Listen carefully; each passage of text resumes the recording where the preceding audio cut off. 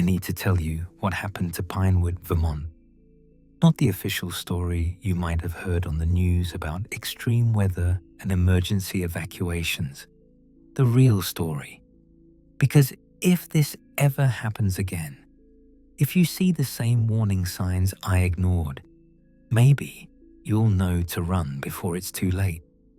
My name is Ethan, and 3 weeks ago, I was living in what I thought was just another boring small town in the middle of nowhere.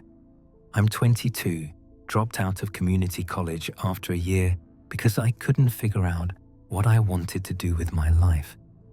And I'd been working at Murphy's gas station on the edge of town for about 6 months.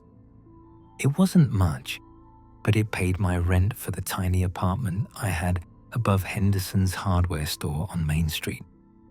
Pinewood had maybe 2,000 people, the kind of place where everyone knows everyone, where nothing ever really happens. It was early February when the warning started. I remember because I was working the afternoon shift when Mike, my co-worker, came in for his evening shift and immediately pulled out his phone to show me something. "Dude, check this out," he said, grinning like he always did when he thought something was ridiculous. "They're saying we're gonna get hit with the biggest blizzard in 50 years. 3 days they've been warning about it now." I looked at his phone screen. The weather alert was pretty intense, talking about whiteout conditions, extreme cold, telling people to stock up on supplies and stay indoors. The kind of warning you'd expect before a serious storm. But when I looked out the window of the gas station, the sky was clear. Cold, sure, but it was February in Vermont. Cold was normal. "That's weird," I said. "Doesn't look like snow weather to me." "Right? I've been watching the sky for 3 days and nothing. My bet is the weather service screwed up their forecast." Mike grabbed his work vest and started putting it on. "But you should see the town. Everyone's going crazy, buying up all the bread and milk like the world's ending." He wasn't wrong. Over the next few hours, I saw more customers than we usually got in a week. Mrs. Peterson from the diner came in to fill up her truck and buy emergency supplies. Old Mr. Chen, who ran the general store, stopped by for gas and told me he'd sold out of flashlights and batteries. People were boarding up windows, filling propane tanks, acting like we were about to get hit by a hurricane instead of a snowstorm. My mum called me that evening, right before my shift ended. She lived 2 towns over in Crossfield, about 30 miles away. "Ethan, honey, are you okay? I saw the warnings for Pinewood." "Yeah, Mom, I'm fine. It's just supposed to be some snow." That's the thing, though. The warnings are only for Pinewood and the areas right around it. We're not getting anything here. Don't you think that's strange? I hadn't thought about it, but she was right. Weather didn't usually work like that. Storms moved. They covered regions, not just one specific town. "It's probably just a microclimate thing," I said, trying to sound like I knew what I was talking about. "We're near the mountains. Just promise me you'll be careful. If it gets bad, you'll leave, right?" "Mom, I'll be fine. It's just snow." I wish I'd listened to her. That night, I went home to my apartment and tried not to think about the warnings. I made some dinner, watched Netflix on my laptop, played some games on my phone. Around 11, I decided to check the weather one more time before bed. The warnings had gotten more severe. They were using words like unprecedented and life-threatening conditions. The blizzard was supposed to hit sometime after midnight. I looked out my window. The street was empty, All the shops were dark, and the sky was still clear. I could see stars. "Whatever," I muttered, and went to bed. I woke up to silence. That was the first thing that felt wrong. Complete and total silence. No cars, no wind, no birds, nothing.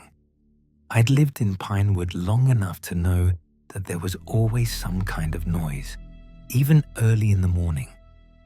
I grabbed my phone to check the time. 6:15. The screen also showed I had no service, just an empty signal bar. I got out of bed and walked to the window, and that's when I saw it. White, not snow, just white. Like someone had hung a massive white sheet outside my window. I couldn't see the street, couldn't see the building across from me, couldn't see anything except this dense, solid whiteness that seemed to start just a few feet from the glass. My first thought was fog, but I'd seen fog before, and this wasn't it. Fog moved, it swirled, you could see shapes through it. This was static, uniform, like a wall. I got dressed quickly, pulling on jeans and a thick sweater, and headed downstairs. The hardware store below my apartment was closed, obviously, but I had a key to the side door that led to the street. When I opened it, the cold hit me immediately. I'm talking about the kind of cold that takes your breath away, that makes your lungs hurt when you inhale. I'd lived through plenty of Vermont winters, but this was different. This was aggressive. I stepped outside anyway, and the white surrounded me. It wasn't fog. Standing in it, I could tell that much for sure. The air was clear right around me, maybe 3 or 4 feet in every direction. But beyond that was just this wall of white. No texture to it, no depth, just solid color. And there was no wind, none at all, just cold and silence and that oppressive whiteness. I walked down Main Street, using the buildings as a guide. I could touch the brick walls of the shops, follow them with my hand, but I couldn't see more than a few feet ahead. It felt like being underwater, except dry and freezing and wrong. The gas station was only 2 blocks from my apartment.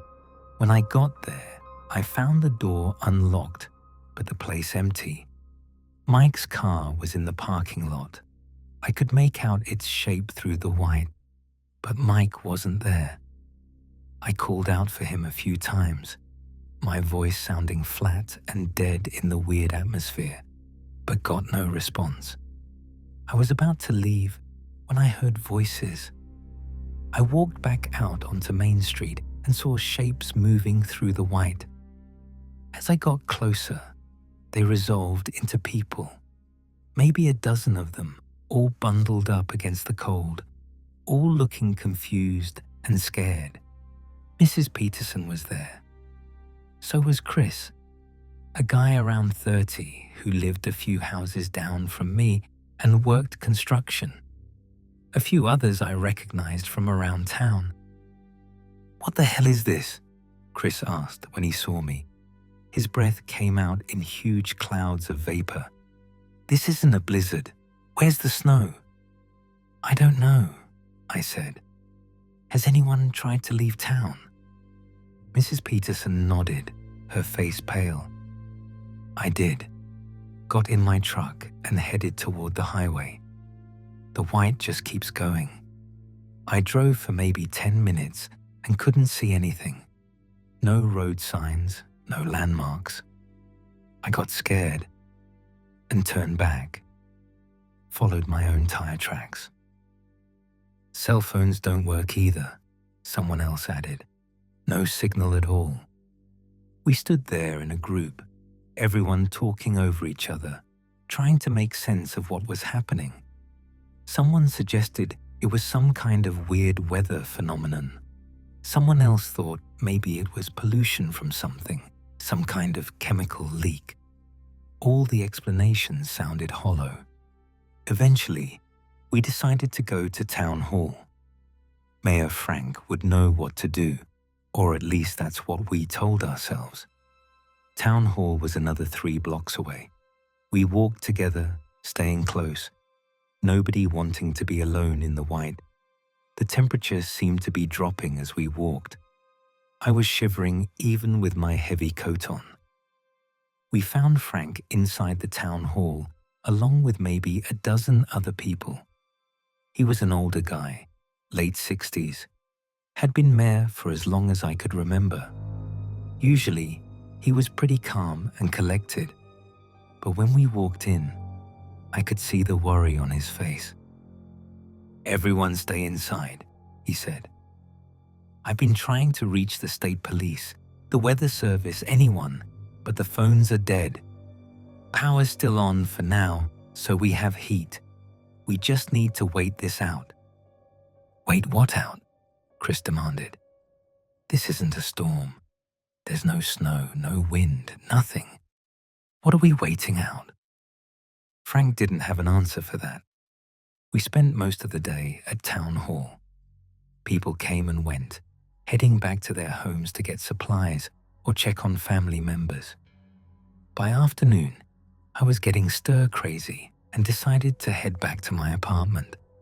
I needed to grab some warmer clothes and some food. Chris walked with me. We didn't talk much. Both of us focused on navigating through the white. It had gotten thicker somehow, denser. I could barely see 2 feet in front of my face now. "You see that?" Chris said suddenly, stopping. "See what?" In the white, there was something moving. I stared into the whiteness, but saw nothing except that same uniform color.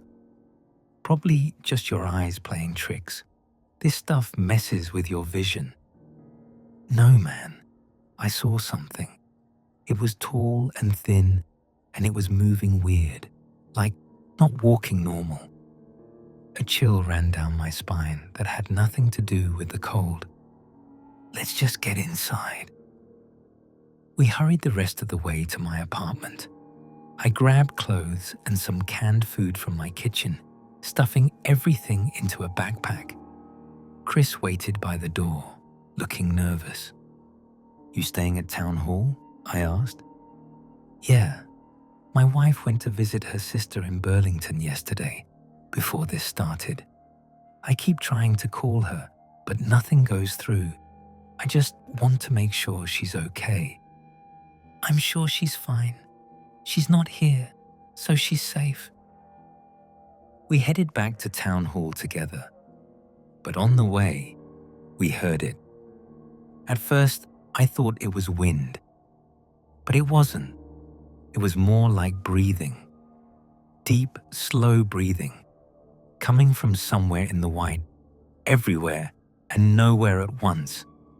"Please tell me you hear that," Chris whispered. "Yeah, I hear it." We didn't run, but we walked a lot faster. The breathing sound followed us, sometimes seeming close, sometimes far away. Once, I swear I saw a shadow pass through the white to my left, something huge and dark, but when I turned to look directly at it, there was nothing. We made it back to town hall and locked the door behind us. Frank was still there with about 10 other people. When we told them about the sounds, some of them nodded like they'd heard it too. That night was the longest of my life. We tried to sleep in the town hall's main room, huddled together for warmth, but the sounds outside made it almost impossible. That breathing, constant and rhythmic. Sometimes it sounded like whispering, like voices just at the edge of hearing. And once, around 2 in the morning, we heard footsteps. Not human footsteps. Too heavy, too slow, too deliberate. I lay there in the dark, staring at the ceiling, and tried to convince myself this would end soon, that the white would clear, the sun would come out, everything would go back to normal. I was wrong. Day 3 started with a scream. Rachel, a teacher at the elementary school, had woken up early and looked out the window. When the rest of us rushed over to see what was wrong, she just pointed, her hand shaking. Pressed against the window was a shadow. Not a person, not an animal, something else. It was roughly humanoid in shape but wrong. Too tall, too thin, with limbs that bent at angles that didn't make sense. And where its face should have been was just nothing, an empty void. We all stood there frozen watching it.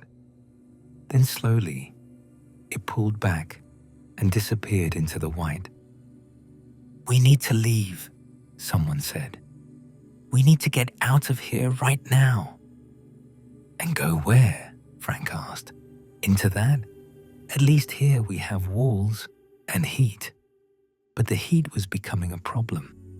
The temperature outside had dropped so much that even with the heaters running full blast, we could see our breath inside the building.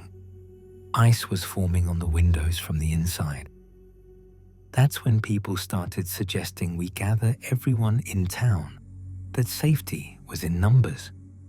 Frank agreed and sent out a few volunteers to go door to door, telling people to come to town hall. Only 3 people came back. The volunteers looked terrified. They said the town was empty. Houses were unlocked, doors wide open, but no people. Cars were in driveways. Belongings were still inside homes. But the people were gone. Just gone. Chris started panicking. "My wife, I need to check my house. She might have come back. She might be there." "Chris, don't," I said. But he was already heading for the door. Frank and I followed him outside. The white was so thick now that we had to hold on to each other to not get separated. We made it to Chris's house, just a few blocks away, and found exactly what the volunteers had described.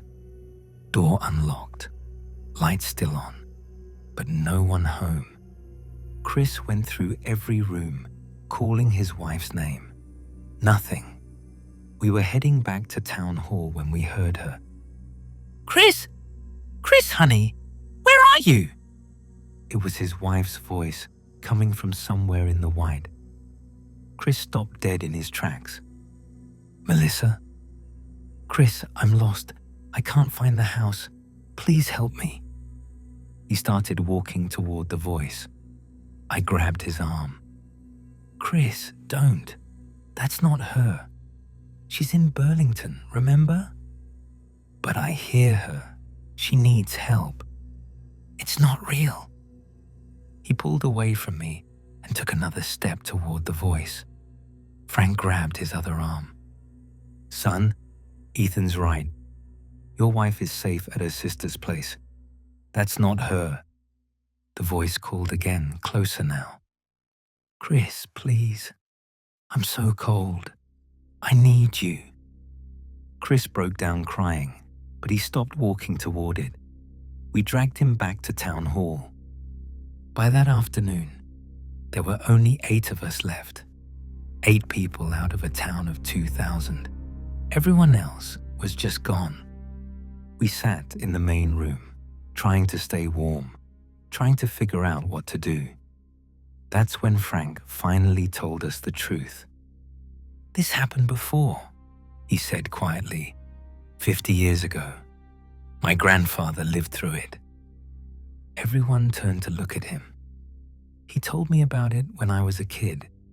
Said there was a winter that wasn't a winter. It lasted a week. Most of the town disappeared. The ones who survived, they made up a story about a bad storm, said everyone evacuated. But my grandfather told me what really happened. He said the white came just like this. It took people, The ones who survived were the ones who stayed inside, stayed quiet, didn't look into the white. Why didn't you tell us this before? Rachel demanded. Because I thought it was just a story, an old man's nightmare. I never thought it would actually happen again. So what do we do? I asked. If it lasted a week last time, we just wait it out. That's what my grandfather did. He locked himself in his house and waited. 7 days later, it was over. 7 days. We'd already been through 3. I looked around at the other faces in the room. Everyone looked exhausted, scared, freezing. I wasn't sure we'd make it 4 more days. That night, the knocking started. Gentle at first, just a soft tap, tap, tap on the doors. Then harder, louder. And with the knocking came voices, familiar voices. I heard Mike calling my name. Ethan, buddy, let me in. It's freezing out here. Chris heard his wife again. Others heard their family members, their friends, all asking to be let inside. Frank stood by the door, making sure nobody opened it. It's not them. Don't listen. Stay away from the door. But the knocking got more insistent. The voices got more desperate. Someone started crying. Someone else started praying. Then, as suddenly as it started, it stopped. The knocking, the voices, everything went quiet. That's when we heard the breathing again. But this time, it was right outside, surrounding the entire building. Deep, slow breaths that seemed to shake the walls. The temperature plummeted. I watched as ice spread across the windows like veins, crackling and branching. My fingers went numb, even though I had them balled up in my pockets. Rachel collapsed around midnight. We tried to warm her up, wrapped her in every coat and blanket we could find, but she was too far gone. Hypothermia. She died maybe an hour later.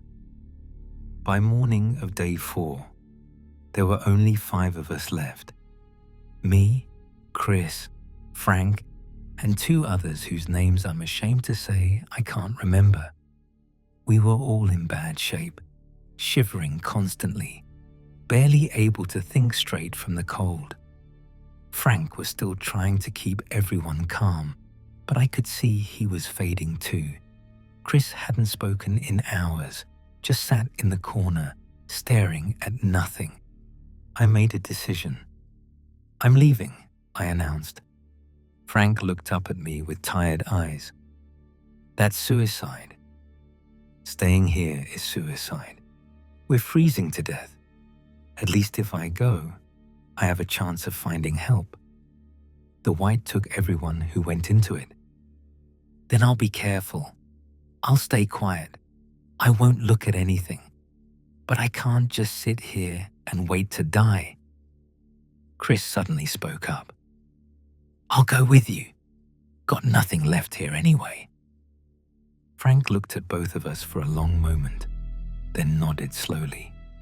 He went to a cabinet and pulled out an old flare gun. My grandfather's, he said, handing it to me. If you make it out, if you find help, fire this so we know. I took the flare gun and tucked it into my coat. Chris and I bundled up in every piece of warm clothing we could layer on. We looked ridiculous, but we needed every bit of protection against the cold. Good luck, Frank said. We stepped outside into the white. It was like stepping into nothing. For a second, I couldn't feel the ground beneath my feet, couldn't tell which way was up or down. Then my boots found solid pavement, and I grabbed Chris's arm to make sure he was still there. Stay close, I said. We head straight for the highway. Don't stop, don't listen to anything, just walk. We started moving. I had no idea if we were going in the right direction. The white was so thick I couldn't see my own feet. I just walked, one step at a time, hoping we were heading out of town. Time stopped meaning anything. We could have been walking for minutes or hours. I had no way to tell. The cold was unbelievable. My face hurt. My lungs burned with every breath. My fingers and toes had gone completely numb. Then Chris started talking. "Melissa, honey, is that you?" "Chris, don't." "I can hear her. She's calling me." "It's not real. Keep walking." But he pulled away from me, stumbling off to the left. "I'm coming, baby. I'm coming." "Chris, no." I reached for him, but he was already gone, swallowed by the white. I called his name over and over, but there was no response. Just that breathing sound all around me. I was alone. For a moment, I almost gave up, almost sat down in the white and let it take me too. But something kept me moving. Maybe stubbornness, maybe survival instinct, I don't know. I just kept putting one foot in front of the other. The breathing got louder. I felt things moving around me, huge shapes passing close enough that the air pressure changed. Something brushed against my shoulder, and I bit back a scream.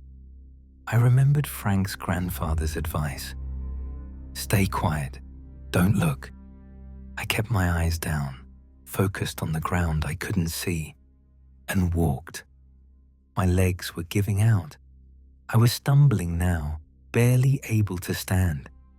The cold had worked its way so deep into my body that I couldn't stop shaking. I knew I was dying. This was it. Then I saw something ahead, a darkness in the white. A break. I thought I was hallucinating at first, but as I got closer, I could see it was real. The edge of the white. Beyond it, normal darkness, night sky, stars. I ran, or tried to. It was more like a desperate shambling. The white seemed to resist me, like walking through thick syrup. I felt it pulling at me, trying to hold me back. Something in the white screamed, a sound so loud and so wrong that I thought my eardrums would burst. But I pushed through. I fell forward onto frozen grass, onto solid ground. And when I looked back, I saw Pinewood.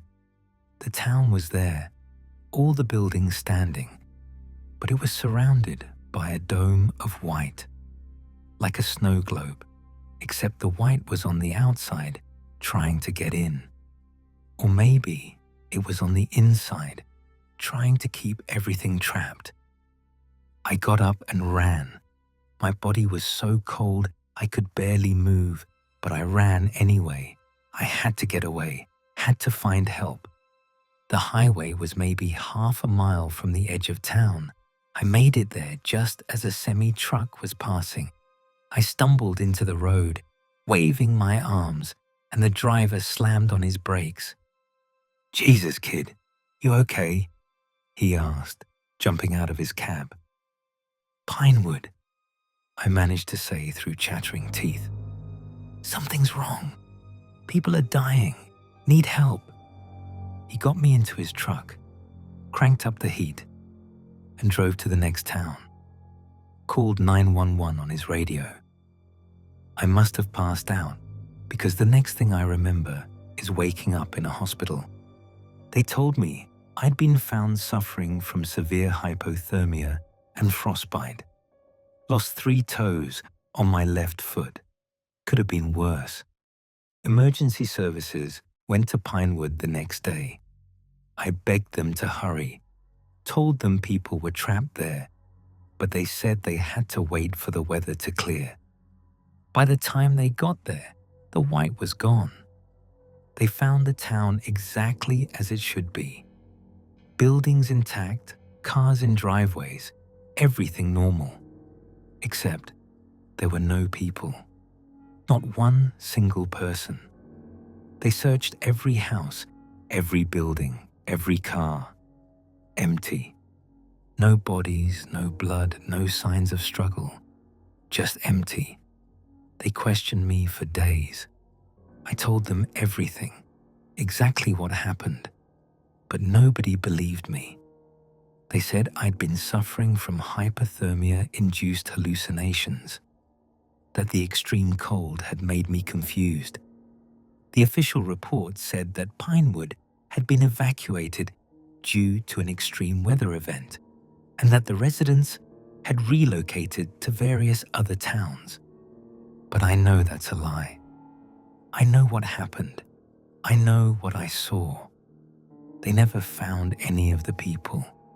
Not Frank, not Chris, not Mike, not Mrs. Peterson, not the 2,000 other souls who lived in that town. They're just gone, vanished. Sometimes, late at night, I still hear it. That breathing sound. And I know it's still out there somewhere. The white, waiting. I don't know what it is. I don't know where it comes from or why it took Pinewood.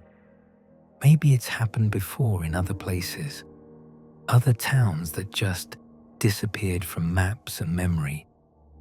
Maybe it'll happen again. That's why I'm writing this. Because if you ever see a weather warning that doesn't make sense, if the forecast says blizzard, but the sky is clear, if the warnings are oddly specific to just one town or one area, don't ignore it. Don't wait around to see if it's real. Just leave. Pack up whatever you can carry and get as far away as possible. Because whatever is in that white, whatever it is that breathes and moves and takes people, it's not a blizzard. It's not weather. It's something else entirely. And it's still hungry. I left Vermont 2 weeks after they released me from the hospital. Couldn't stay there anymore. Couldn't drive past the empty space where Pinewood used to be. I'm living in Florida now, as far south as I could get, somewhere that never sees snow. But I still check the weather obsessively. Every day. Multiple times a day. And I watch the news for reports of strange weather, of towns going silent, of blizzard warnings that don't make sense. So far, nothing. But I know it's only a matter of time. The white will come back somewhere. It always does. Frank's grandfather said it happened 50 years before it hit Pinewood again. Maybe it moves on some kind of cycle. Maybe it's random. I don't know. What I do know is that next time, nobody's going to say the survivors were just hallucinating. Next time, I'll make sure people know the truth. The blizzard warnings aren't warnings about weather. They're warnings about something much, much worse.